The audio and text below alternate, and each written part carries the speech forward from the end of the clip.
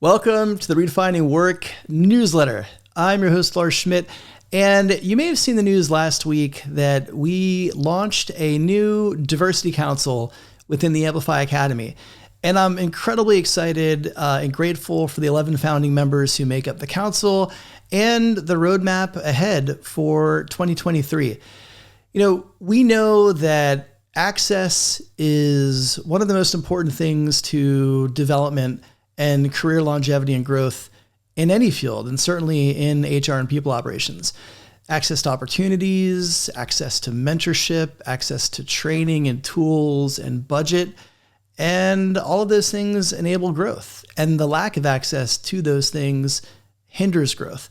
And so I'm really excited that this week we announced the first program out of the Diversity Council, which is a scholarship program for the upcoming Golf Amplify Academy Cohort, which will run in February.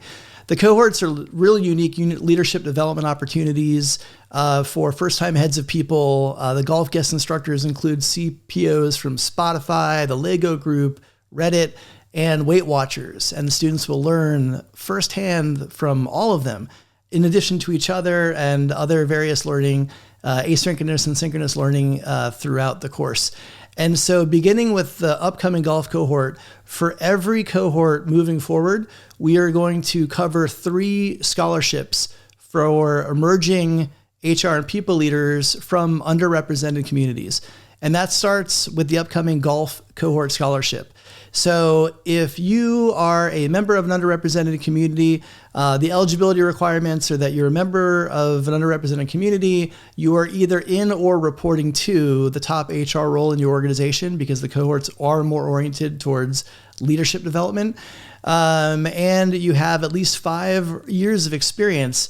We definitely encourage you to apply. And we call this out specifically in the application, but I want to mention it because I think it bears repeating.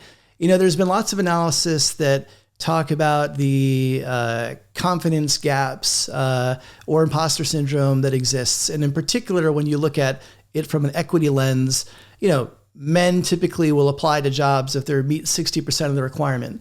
Women and those from underrepresented communities often won't unless they feel like they meet 100% of the requirements.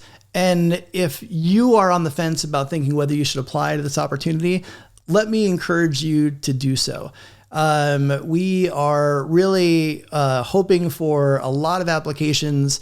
Yes, there will be 3 scholarships this cohort, but in the coming year, we're going to be looking at other developmental programs to really try to provide more access and opportunity for leadership and growth for members of underrepresented communities. And so really excited about that. You can find the link with more details, FAQs, application guidelines, and the application form in the show notes, but definitely encourage you to check that out. The application deadline is December 31st. So if you are interested, apply early, and we all want to wish you the best of luck.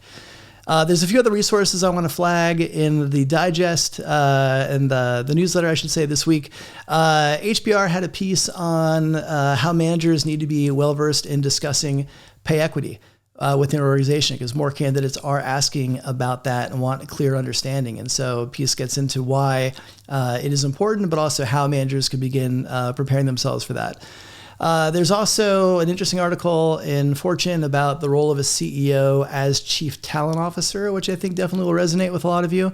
And then there's 2 pieces on just this interesting job market that we're in. Obviously, if you work in tech, the sky is falling, layoffs are happening constantly. Many people are fearing for their careers and their current roles for good reason based on the recent history.